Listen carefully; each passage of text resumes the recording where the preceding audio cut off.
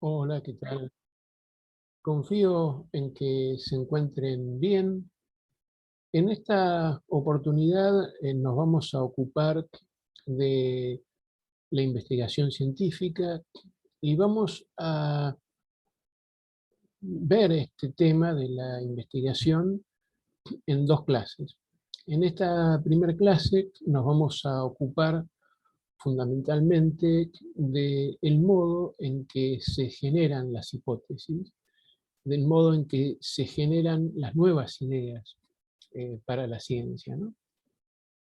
Evidentemente, a la hora de hacer una investigación científica, siempre es necesario contar con una pregunta que convoca o llama a una respuesta.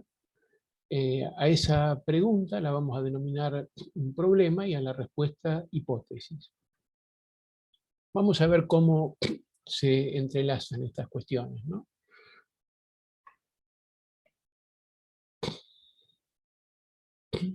En general, la pregunta que da inicio a una investigación se la designa con el nombre de problema. Eh, y obviamente ese problema se representa en forma interrogativa, se representa a través de una interrogación, ¿no? A través de una pregunta. Es decir, la pregunta es la forma privilegiada por la cual el problema se expresa. Por supuesto que no cualquier pregunta eh, da lugar a una investigación científica y no cualquier pregunta eh, logra convertirse en un problema científico, ¿no? Es necesario para que, digamos, ese problema sea realmente científico, tener en cuenta que eh, la, la pregunta de eh, carácter científico surge básicamente cuando aparece un evento inexplicable. Es decir, cuando estamos obligados a admitir que no sabemos la razón por la cual un determinado suceso ha acontecido. Entonces, allí en ese momento es donde surge la pregunta, ¿no? Y esa pregunta puede tener tres características diferentes, ¿no? Puede ser una pregunta teórica, puede ser una pregunta de tipo empírica o de corte netamente práctica. Es teórica cuando habla de elementos abstractos, es empírico cuando se refiere a cuestiones de hechos observables, y es práctica cuando remite a algún procedimiento de acción o alguna técnica de acción, ¿no? En todos los casos pueden ser distintos tipos de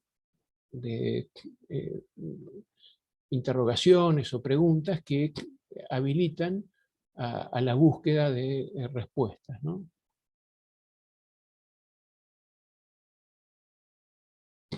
Evidentemente, mientras podamos formular esa pregunta con mayor claridad, tanto más fácil será encontrar la respuesta, ¿no? Decíamos que esa pregunta que convoca a una respuesta, eh, y esa respuesta la vamos a designar con el nombre de hipótesis.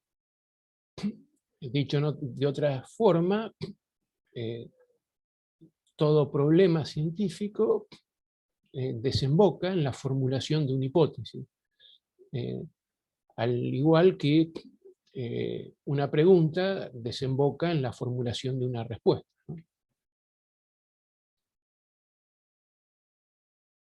La respuesta, digamos, a una pregunta,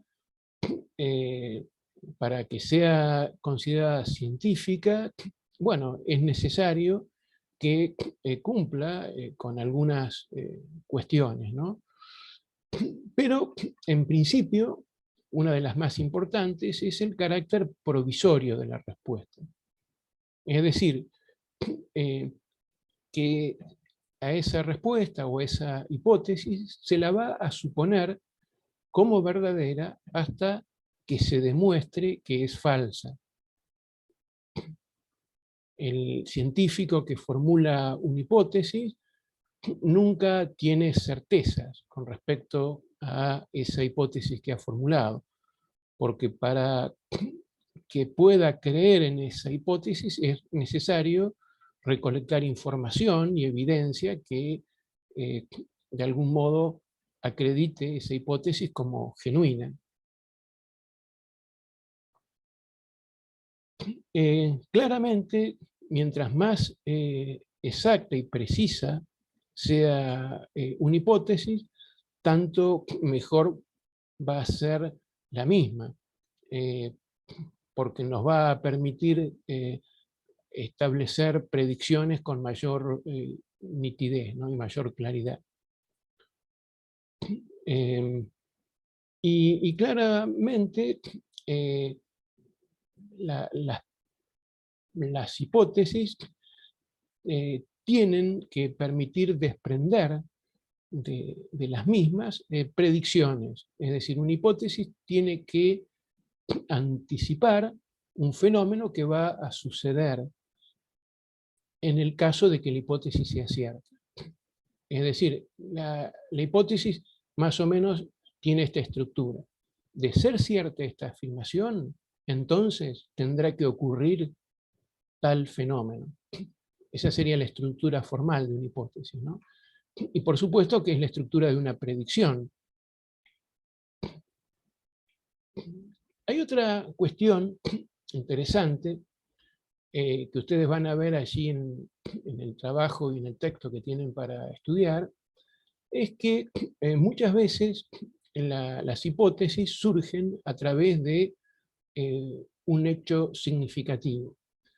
Y un hecho significativo básicamente es un evento clave, un evento muy relevante, que nos permite desprender la hipótesis que resuelve el problema. Solo es accesible ese hecho significativo para quien tiene una visión global del problema que está analizando, ¿no? Y de las creencias con las cuales cuenta para enfrentar ese problema. Y además, ese hecho significativo permite establecer deducciones para encontrar la respuesta definitiva al problema que se está investigando. Cuando tenemos en cuenta la hipótesis, nos vamos a dar una idea de que esa hipótesis muchas veces surge de una serie de huellas o pistas que el investigador va siguiendo. Y esas huellas o pistas que el investigador va siguiendo son las que se consideran los hechos significativos. Bueno, nos vemos la clase siguiente y vamos a seguir trabajando con la investigación científica.